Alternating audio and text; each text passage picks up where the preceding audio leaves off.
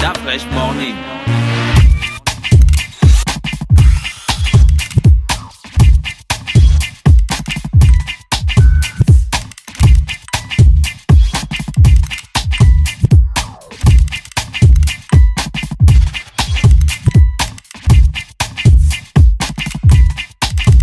UrbanFM.fm. Le Libreville Fitness Tour joue les prolongations. Suite à l'engouement et aux multiples demandes initiées par les femmes, le ministère de la Jeunesse et des Sports, en collaboration avec l'association Yuri, organise une deuxième session de Fitness Tour du 1er au 29 juillet 2017. 5 dates et 2 sites à retenir à partir de 8h. Samedi 1er juillet au stade de l'Institut national de la Jeunesse et des Sports. Samedi 8 juillet, samedi 15 juillet, samedi 22 juillet et samedi 29 juillet au stade d'Onzengayon. Les inscriptions et retraits de kits se poursuivent sur le site unique des Jardins de Gabon Télévision tous les jeudis et vendredis de 9h à 18h. Le Libreville Fitness Tour, un événement du ministère de la Jeunesse et des Sports en collaboration avec l'association Yuri. Infoline 06 97 84 27 07 26 05 09. Sponsor officiel Anza. Partenaire média Urban FM 104.5.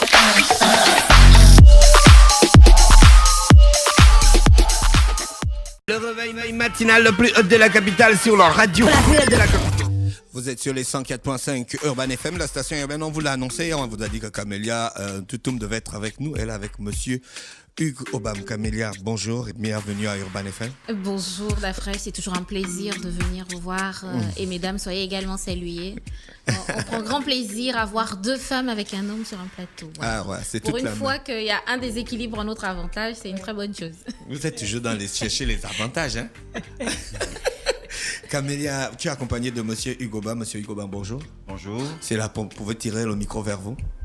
Voilà, c'est la première fois que vous venez à notre émission. Oui, tout à fait. D'accord, avec vous aujourd'hui on aura donc l'occasion de parler non seulement de la conférence débat que vous organisez, mais de Imagine Gabon aussi, c'est ça, hein? Oui, tout à fait. Tu peux nous parler d'Imagine Gabon, Camélia? Alors, Imagine Gabon est une association qui fonctionne en fait avec 6 activités, 6 branches différentes. Nous avons Imagine Gabon Exécutif qui a le bureau de coordination au niveau de Libreville. Nous avons des représentations provinciales, dont la plus dynamique est celle de Port-Gentil que je salue au passage. Nous avons également un travail avec les associations, donc Imagine Gabon Solidaire, autour d'une plateforme associative avec des activités pour la promotion du programme de l'égalité des chances. Oui. Et nous avons un autre pan, Imagine Gabon Production, pour accompagner tout ce qui est œuvre de l'esprit. Et le fer de lance de l'Imagine Gabon, c'est la partie think tank, qui est un cercle de réflexion qui réunit de nombreux cadres venus du secteur privé, parapublic, public, pour discuter des questions institutionnelles et la conduite des politiques publiques. C'est quoi votre leitmotiv? Pourquoi avoir mis en place une telle organisation? Elle paraît grosse, hein? Oui, tout à fait. Tout simplement parce qu'on s'est rendu compte que beaucoup de cadres, ce sont eux qui sont censés accompagner le changement, les réformes, mais en même temps, s'ils ne sont pas informés, si on n'arrive pas à discuter, qu'ils ne sont pas partie prenante, ce sont les mêmes personnes qui peuvent être réfractaires au changement. Et il était important, on avait une soif de pouvoir discuter des problématiques communes. Donc, il y a des problématiques qu'on retrouve dans le secteur privé, dans le parapublic, dans le public. Et tous ces cadres-là, et les jeunes, bien sûr, dynamiques, n'arrivaient pas à trouver une plateforme d'expression pour discuter de manière franche sur la conduite des politiques publiques. On était toujours spectateurs, on critiquait beaucoup, mais qu'est-ce qu'on fait concrètement par notre expertise? Comment est-ce qu'on peut donner un avis, une réflexion sur une politique publique, plutôt que simplement que de la critiquer ou de la subir? Voilà, c'est vraiment pour développer positivement. Ce que nous, on veut, c'est créer vraiment une nouvelle génération de personnes qui créent, qui imaginent, qui inventent et qui sont vraiment des acteurs de développement. Vous avez une expertise, mais si vous restez dans votre coin tout seul, que vous ne la partagez pas aux autres, que vous n'êtes pas dans la transmission aussi du savoir de ce que vous avez fait, à quoi ça nous sert? D'accord, vous êtes secrétaire général d'Imagine Gabon et monsieur Hugues, vous êtes trésorier général. Oui, c'est ça. Donc il y a du pognon dans Imagine Gabon. Comment ça se passe? C'est des cotisations des membres? C'est les cotisations des membres, uniquement. On s'organise, c'est-à-dire que c'est une association de cadres, des cadres qui sont engagés pour le soutien d'abord de la politique du chef de l'État, programme de l'égalité des chances, parce que nous y adhérons vivement. Et donc, Imagine organise ses activités, c'est-à-dire c'est souvent des cotisations des membres, de certains donateurs aussi. Voilà. Est-ce que cette manière fonctionne? Parce qu'on sait qu'il y a déjà d'autres initiatives qui se sont arrêtées à cause de cette attitude des gens à ne pas pouvoir cotiser. Bon, ce sont des cadres engagés. La cotisation est volontaire. Nous sommes un certain nombre de cadres et nous voulons le changement. Et donc, c'est pourquoi, et même là, nous essayons d'avoir des partenariats, voir des stratégies pour mobiliser, parce qu'on a le volet associatif, là, une plateforme associative. Nous voulons, par un partenariat avec certaines organisations internationales, voir comment ces associations-là peuvent elles-mêmes, à leur tour, mobiliser les financements pour pouvoir fonctionner, afin de ne pas être toujours dépendantes de la structure principale. Imagine Gabon n'est pas une plateforme de promotion de tel ou tel cadre devenu de telle province ou telle province. On a le droit de poser ce genre de questions parce qu'on sait comment ça se transforme, ces histoires. Oui, tout à fait. Imagine Gabon, c'est carrément tout le Gabon qui est représenté. Oui. C'est-à-dire qu'il y a des gens de différents horizons. Il y a des gens du sud, du nord, du centre. Imagine Gabon, c'est vraiment une plateforme, c'est un melting pot. Concrètement, depuis la création d'Imagine Gabon, quelles sont les actions que vous avez déjà posées, qui sont palpables, que l'on peut juger aujourd'hui? Alors déjà, en ce qui concerne Imagine Gabon Think Tank, nous avons fait le lancement, justement, nous sommes dans la célébration des 1 an d'Imagine Gabon Think Tank. Nous avons lancé à l'INSET, vous vous souviendrez, avec vraiment au moins plus de 3500 jeunes, la promotion du programme de l'égalité des chances, avec des thématiques vraiment bien ciblées sur l'emploi, sur l'entrepreneuriat, sur le social. Et on s'était rendu compte que, comme on dit dans la Bible, mon peuple périt faute de connaissances, il y avait vraiment de la méconnaissance. Les gens pensaient même que pour aller à l'ONE, il fallait être recommandé par quelqu'un, alors qu'on peut très bien faire sa démarche tout seul. Pour entreprendre, quels sont les différents circuits. Au niveau de la CNAMGS, il y avait encore beaucoup des incompréhensions. Et on a pu, comme ça, avec différents ateliers, amener les acteurs. Parce que vraiment, nous, c'est être un outil efficace, un relais entre les pouvoirs publics, la jeunesse et les cadres. Donc, on a emmené tous ces hauts cadres, les différents directeurs, à discuter directement avec les jeunes. Et on s'est rendu compte qu'il y en a même dans leur manière d'agir qui ont dit « Ah, mais on n'avait pas pensé à tel volet pour toucher la jeunesse, on n'avait pas pensé à ceci. » Ils ont pu être au contact, en fait, avec eux. Et en ce qui concerne, par exemple, les productions de l'œuvre de l'esprit, accompagner les artistes, nous sommes déjà à une deuxième production avec un artiste, notamment un groupe qui a une personne handicapée, parce que là aussi, on veut valoriser ceux qui sont victimes soit de discrimination et dire que vivre avec un handicap n'est pas une fatalité. Alors, on avait fait ça à l'INSET. Ensuite, on a organisé un déjeuner de travail, une autre forme de conférence à Port-Gentil sur la thématique de l'emploi, la diversification de l'économie. Parce que déjà, il y a 1 an, on voyait déjà l'effet de la crise en disant, attention, quelles sont les mesures concrètes ici à Port-Gentil parce que la crise pétrolière, elle est là, comment on peut évoluer. Et ce sont eux-mêmes les cadres qui sont dans les sociétés pétrolières, qui sont venus, qui ont discuté, échangé, qui ont fait des propositions que nous avons transmises également. Et nous sommes allés à Mwanda, où la problématique est plutôt minière, les emplois miniers, la formation avec le C2M. Nous avons vraiment discuté aussi avec ces cadres-là pour voir comment est-ce qu'au quotidien, ils travaillent et comment ils peuvent se parler entre eux avec les pouvoirs publics. Et ensuite, nous avons fait le dernier afterwork, c'était au Laïco. Dernièrement, là aussi, on est allé sur des thématiques au Radisson Blu, pardon, autant pour moi. Ouais, ça a changé de nom. Voilà, ça a changé de nom. Et c'est là où on a pu se rendre compte que les cadres, les jeunes, ceux qui sont dynamiques, avaient une soif de partager entre eux et de dire un certain nombre de choses. Nous, ce qu'on fait, c'est qu'on est là pour prendre toutes ces recommandations et on les transmet aux ministères qui sont concernés par les problématiques et on invite les acteurs. Vraiment, souvent, on a à cœur d'avoir des représentants du gouvernement, le secteur privé, secteur public et tous les acteurs, les jeunes, ceux qui sont à la fois acteurs et bénéficiaires des politiques publiques peuvent librement poser leurs questions. Donc ça, c'est ce que nous avons de manière concrète. Mais au niveau de la solidarité également, nous avons mené des actions. Nous avons fait le plaidoyer, par exemple, pour tout ce qui est la veuve et l'orphelin, les questions de paix, parce que vous savez qu'on a quand même traversé une crise post-électorale qui était forte.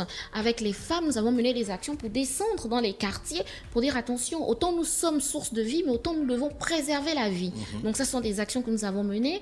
Avec l'association Au-delà des mots, nous avons essentiellement travaillé sur la thématique de la santé, en allant rencontrer les nouveau-nés, en voyant que parfois dans ces établissements-là, c'est vrai, on parle de médicaments, mais la compresse, l'alcool, il y a des besoins qui sont là et on a pu travailler aussi avec eux, donner notre modeste contribution parce qu'on ne remplace pas le ministère, mais voilà, ce sont des actions comme ça sociales que nous menons, que nous communiquons parfois, d'autres qu'on le fait un peu avec plus de discrétion, parce que parfois, ce que la main gauche donne, la main droite n'est pas toujours obligée de savoir. Voilà. Alors, comment vous êtes une association, une organisation 100% politique qui est dévoué à la promotion du projet de société du président de la République. Comment vous faites pour rassembler les gens autour de vos actions? Vous allez dans les quartiers, vous parlez de paix, vous aidez les mamans et tout, mais toutes les personnes que vous rencontrez ne sont pas à 100% comme vous, au fait, ou alors accrochés à la politique du président. Comment vous faites pour rassembler toutes les autres personnes qui ne partagent peut-être pas la même vision que vous autour de ça? Alors, parce que nous avons les mêmes problématiques. Nous les vivons au quotidien. Que vous soyez PDGiste, que vous soyez de la majorité présidentielle, que vous soyez de l'opposition, nous vivons les mêmes problématiques dans nos quartiers. Donc, vous ne faites pas de sélection dans vos actions? Non, nous ne faisons pas de sélection dans nos actions. Tout simplement parce que si quelqu'un doit adhérer à un programme, il faut que lui-même il puisse vivre ce programme, qu'il puisse d'abord le comprendre. Nous nous rendons compte que beaucoup de gens parfois combattent certaines politiques publiques par méconnaissance et par désinformation, parce que nous avons aussi atteint, il faut le dire, beaucoup d'intoxication, beaucoup de méconnaissance, mais il y a ce travail pédagogique à faire, aller faire l'effort d'aller vers l'autre, parce qu'on ne peut pas, sur des problématiques, par exemple, comme la crise économique et financière, nous dire, bon, on va juste parler entre nous, ceux qui travaillent, par exemple, dans l'administration comme moi, et puis on va se contenter de ça, mais pas du tout. Quand le Gabon adopte un plan d'ajustement structurel, comme c'est le cas, quand le plan de relance économique, mais les conséquences au niveau fiscal, oui, il va vous répondre certainement, mais les conséquences au niveau fiscal et social, nous les vivons tous, et il n'y a pas de différence. Et quand la politique est bonne aussi, nous en bénéficions tous. Celui qui est dans un camp et un autre, qui a rendu sa carte de la CNAM-GS? Personne. Voilà. Donc, ce sont ces problématiques-là, nous pouvons, nous disons, au-delà des clivages partisans, nous pouvons nous asseoir et discuter de manière objective. C'est argument contre argument. Qu'est-ce que vous faites? Comment vous le faites? Et puis, chacun explique et chacun a sa position. Et peut-être que celui qui est en face de moi peut avoir une idée qui est bonne. Je dois l'intégrer. D'accord. Donc, vous organisez une conférence débat. Ça va commencer quand et ça va finir quand? Et c'est quoi le thème? Alors, le thème, c'est la crise économique et financière dans les pays de la CEMAC. Quelle solution pour le Gabon? Justement, bon, je lui donnerai la parole, il va revenir un petit peu là-dessus. Juste vous dire que nous avons des intervenants de qualité. Ce sera ce samedi 1er juillet à l'auditorium d'Arambo dès 9h. Oui. Nous avons eu la chance d'avoir 2 représentants au niveau du gouvernement. Donc, M. Régis Simongo, qui est le ministre de l'économie, de la prospective et de la programmation du développement durable. Nous avons Madeleine Baird, qui est la ministre justement de la promotion des investissements, qui est en charge de l'industrie, du tourisme et du commerce, qui seront là au niveau gouvernemental.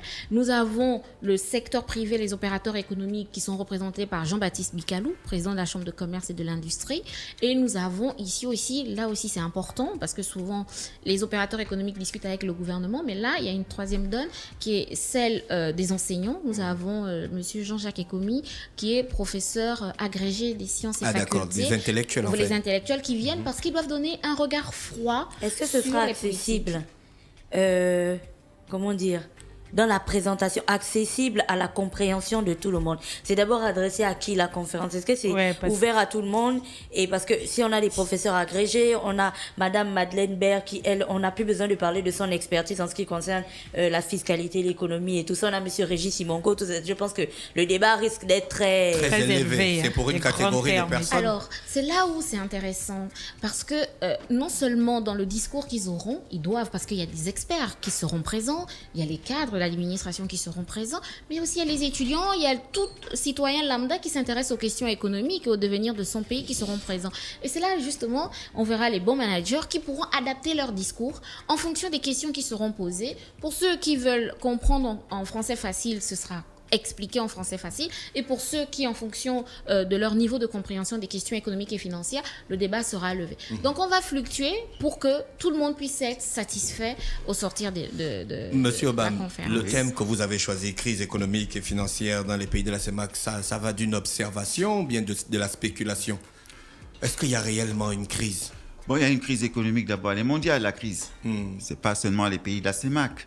C'est-à-dire que la crise, je pense que c'est depuis les années 2010 que la crise est là, mais sauf que les pays producteurs de matières premières n'étaient pas touchés. Oui. Mais la mévente de ces produits entraîne une crise au niveau de ces pays, notamment les pays pétroliers. Et le Gabon n'y échappe pas.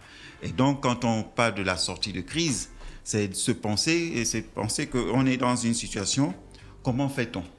C'est pourquoi on regroupe au sein d'Imagine Gabon plusieurs intervenants. Il y a le gouvernement qui a son approche, qui a sa sortie de crise, c'est ça le plan de relance économique. Et je veux justement faire la différence entre le plan d'ajustement structurel, parce qu'il y a des débats là-dessus. Le plan d'ajustement structurel, c'est un programme qui est préparé par le Fonds monétaire pour sortir les pays des déséquilibres macroéconomiques. C'est-à-dire quand les pays ont des forts problèmes de balance de paiement, ainsi de suite. Or, le plan de relance économique, c'est une initiative du gouvernement qui veut véritablement relancer la machine économique. D'accord. Parce qu'en économie... Donc, nous, on n'est pas là, justement structurel. On n'est pas dedans. Non, on n'est pas on est dans la relance. On est dans la relance. On n'a pas de problème pour payer les employés. On constate que l'économie est morose. Le gouvernement veut relancer l'économie. Il y a des lois économiques qui sont claires. C'est-à-dire qu'en cas de morosité, il y a une troisième variable, c'est le gouvernement. Le gouvernement injecte l'investissement public via la construction des routes, des écoles, des barrages, ainsi de suite. Ça crée de l'activité, de l'emploi. Et au fur et à mesure, ça injecte du pouvoir d'achat dans l'économie. Et l'économie s'autorégule et l'économie redémarre.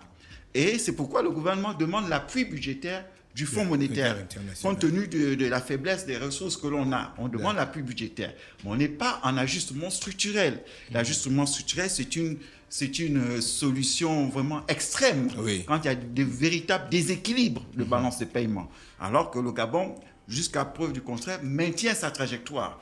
Malgré la crise, le Gabon a quand même maintenu son gap d'investissement. Donc c'est un peu Monsieur Obam, si vous êtes dans cette association Imagine Gabon, dans cet organe, et si vous posez ce genre de réflexion, c'est que vous voyez qu'il y a des problèmes sérieux.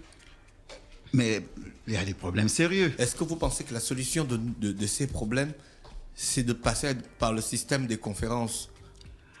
Ah non, les conférences, c'est-à-dire que, par exemple, là, il y a un débat. Le débat, c'est que la crise est bel et bien au Gabon. Elle est plus ressentie à Port-Gentil. Oui.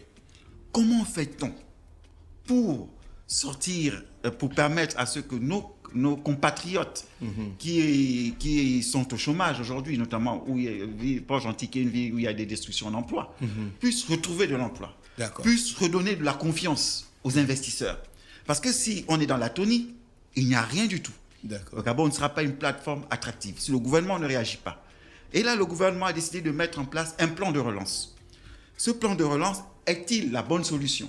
C'est pourquoi on préfère avoir l'avis aussi bien du secteur privé, parce que le gouvernement, je pense qu'il a déjà travaillé avec le secteur privé via le Haut Conseil de l'investissement. Oui. Mais on veut aussi avoir un avis froid des enseignants, des universitaires, qui peuvent aussi compléter le plan de relance du gouvernement par des solutions innovantes qui nous permettraient réellement de régler la question du chômage. Parce qu'en fait, ce qui pose le problème, c'est la question du chômage. Oui, la crise entraîne le chômage. Oui, ce que vous dites est intéressant, mais je vais un peu dans le sens de ce que Dafresh disait. Vu le profil des personnes qui composent Imagine Gabon, vous avez des cadres à l'intérieur, vous avez des professeurs, vous avez des personnes qui travaillent dans les ministères, au-delà de la part du gouvernement, ce que le gouvernement doit faire et peut faire en fonction des propositions que vous lui faites. Est-ce que vous-même, après avoir fait toutes ces conférences et toutes ces parties où vous discutez ensemble et vous faites des débats, vous vous dites, en tant que cadre du privé, en tant qu'acteur de l'administration publique, en tant que professeur, voici ce que nous devons mettre en place dans nos organisations respectives pour pouvoir bien encourager aussi les actions que le gouvernement met en place. Mais tout à fait, vous êtes à Imagine Gabon. C'est même ça. Imagine Gabon. Donc vous le faites. Oui. Ok. C'est-à-dire qu'au-delà de cette conférence débat, nous prévoyons des actions ensuite, mais pour le moment, nous attendons de les ficeler. Nous, on n'est pas dans l'effet d'annonce. On préfère d'abord bien monter nos dossiers et ensuite, on reviendra certainement vers vous pour vous dire, vous voyez, après la conférence débat, vous avez dit qu'on allait mettre en place un certain nombre d'actions. Voilà ce que nous faisons à notre petit niveau, soit dans la reconversion au niveau professionnel, etc., pour quand même aider certains compatriotes. Ensuite, je voudrais dire que nous ne sommes qu'une association. Nous n'avons pas vocation à remplacer les politiques publiques menées par le gouvernement. Nous n'avons pas la prétention de vouloir donner des réponses. Nous, ce que nous voulons, c'est que ce qui a été décidé au niveau gouvernemental, ce qui a été décidé dans le cadre du Haut Conseil de l'investissement, tout ça s'est passé entre acteurs d'un certain niveau. Il faudrait maintenant que tout ce qui s'est dit puisse être compris à un autre niveau. Justement, c'est pour ça que nous voulons simplifier le discours, expliquer aux Gabonais lambda ce qui se fait. Parce que beaucoup de gens se disent, mais tout ce qui se passe dans notre pays, les décisions qui sont prises au niveau économique et financier, quel sera l'impact chez moi au quotidien? Il faut pouvoir expliquer aux Gabonais. Si on me dit que moi je dois serrer la ceinture, on doit m'expliquer pourquoi est-ce que je dois serrer la ceinture, par exemple. S'il y a par exemple des réajustements budgétaires, mais il faut expliquer au niveau des administrations pourquoi il y a des réajustements budgétaires. Vous voyez, s'il y a des réformes pourquoi le salaire arrive en retard. Bon, il faut pouvoir expliquer, aux uns aux autres ce qui se passe. Et c'est là, quand il y a une dynamique d'adhésion, à la suite de l'explication, les gens eux-mêmes portent les réformes. Mais si ça reste que dans un cercle connu des personnes qui ont la compétence et l'expertise pour la comprendre, mais le peuple, les citoyens lambda ne comprendront pas pourquoi on fait ci ou ça. On aura l'impression qu'on nous impose. Il faut être dans la pédagogie et l'information. D'accord, donc ça se passe samedi le 1er juillet. Samedi 1er juillet, dès 9h à l'immeuble à Rambaud. Vraiment, c'est ouvert. Venez assister. C'est pas payant. C'est pas payant, c'est gratuit. Vous avez accès vraiment à toutes les personnalités qu'on a citées. Venez poser vos questions, vraiment. Et puis aussi dans le respect et la pertinence. Il y aura une procédure pour les interventions. Oui, alors on va faire comme ce sera comme au New York Forum, les acteurs sont assis, les intervenants sont assis, et puis après il y a un narrateur, voilà, il y a un modérateur. Voilà, il y a un modérateur qui est Monsieur Emmanuel Yegenze, qui est quand même aussi du ministère de l'économie et finances, qui s'y connaît, qui va être là. Le patronat sera représenté avec Monsieur Loussou Kiki, qui sera là, qui va d'ailleurs superviser au niveau du secrétariat, et avec Cédji Messan, que vous devez certainement aussi connaître. Donc ce sont des personnes qui seront là, qui vont animer un pôle de secrétariat pour prendre toutes les informations, faire un rapport et ensuite les remettre. Déjà, en plus, on aura la chance d'avoir les deux ministres concernés par ces thématiques-là. Ils pourront recevoir ensuite, de manière officielle de notre part, le rapport. Mais vraiment, l'idée, c'est de rendre accessible tout ce qui est en train de se faire et de permettre aux uns et aux autres de poser leurs questions, soit d'avoir des réponses ou avoir d'autres solutions qui n'avaient pas été pensées au préalable. Vous avez un numéro de téléphone, si certains voudront vous contacter, vous contacter à l'avance. Oui. Parce qu'on a vu, il y a un numéro sur l'affiche. Oui, bien sûr. Le 04 34 77 79. Oui, tout à fait. Pour les personnes qui veulent des informations. Ils peuvent bien sûr appeler sur ce numéro de téléphone. Il y a un système d'adhésion pour Imagine Gabon. Oui, l'adhésion, elle est volontaire. Nous avons des fiches d'adhésion. Les personnes viennent, par exemple, là, le samedi, on aura encore des fiches d'adhésion. Les gens viennent et ils participent. Et ensuite, ils nous disent surtout quelles sont les thématiques sur lesquelles ils veulent contribuer. Ça peut être dans le domaine de la santé, ça peut être dans le domaine de l'entrepreneuriat. Et nous, après, en fonction des ateliers que nous organisons, on les invite pour vouloir débattre. Nous, chez nous, vraiment, on est dans l'échange, dans la discussion, dans la réflexion et dans la création. D'accord. Monsieur Obama, vous voulez ajouter quelque chose avant de nous séparer? Non, c'est tout simplement appeler tous les citoyens, ceux qui sont intéressés par des questions économiques et qui veulent des réponses à ces questions. Vous savez, aucune question n'est sorte, ce sont surtout des réponses. Donc, on appelle aussi bien les étudiants, les élèves, tout le monde, les acteurs, sans discrimination, à venir véritablement poser des questions, parce que la crise économique concerne tout le monde. La crise ne touche pas un parti en particulier. Voilà, ok, c'est ça. D'accord. Camélia, tu veux ajouter quelque chose? Alors, juste vous féliciter, parce que je trouve que cette émission, elle informe bien la jeunesse, et dire à la jeunesse de ne pas se sentir vraiment à marge sur ces questions économiques et financières. Parfois, les sujets peuvent paraître barbants, mais il y en a qui savent l'expliquer en français facile, et vraiment ne restez pas en marge, venez participer, c'est très important. Le plan de relance économique concerne tout le monde, nos parents et puis bien sûr nous-mêmes, et voilà, nous demandons de venir adhérer également à Imagine Gabon, que vous soyez une association, une personne morale, une personne physique, voilà, nous avons différentes activités, et surtout en ce qui concerne le training dans la formation. Donc s'il y a des personnes aussi qui veulent participer pour aider certains jeunes par exemple pour passer des concours, parce qu'on est aussi dans la méritocratie, passer des concours, rédiger un CV, une lettre, voilà, on est ouvert pour avoir avoir des formateurs, des personnes qui veulent donner, transmettre aussi le savoir. Merci Camiliane Toutoum Leclerc qui était avec nous ce matin, le secrétaire général adjoint d'Imagine Gabon, et monsieur Hugo Bam qui est le trésorier général d'Imagine Gabon qui venait nous parler donc de la conférence débat pour le thème crise économique et financière dans les pays de la CEMAC. Quelle solution pour le Gabon, qui va avoir lieu ce 1er juillet, samedi à partir de 9h à l'immeuble d'Arambo dans la salle de conférence, c'est ça non? Oui, c'est ça, tout à fait. D'accord. Merci d'avoir accepté notre invitation. On vous souhaite de passer une bonne journée à l'écoute des programmes d'Urban FM. Urban FM. Découvrez et apprenez Urban FM. C'est la première radio urbaine en Gabon. Urban FM, c'est aussi une équipe de jeunes dynamiques à votre écoute pour vous satisfaire. La recherche d'une qualité de son parfaite, de nouvelles techniques de communication. Urban FM, c'est une nouvelle manière de voir et de faire de la radio. Grâce à Urban FM, vous n'écouterez plus la radio de la même façon. Entrez dans l'univers Urban FM 104.5, la station urbaine. 104.5, 104.5, 104.5. Urban FM, Urban FM. Urban FM. Stop Fresh Morning.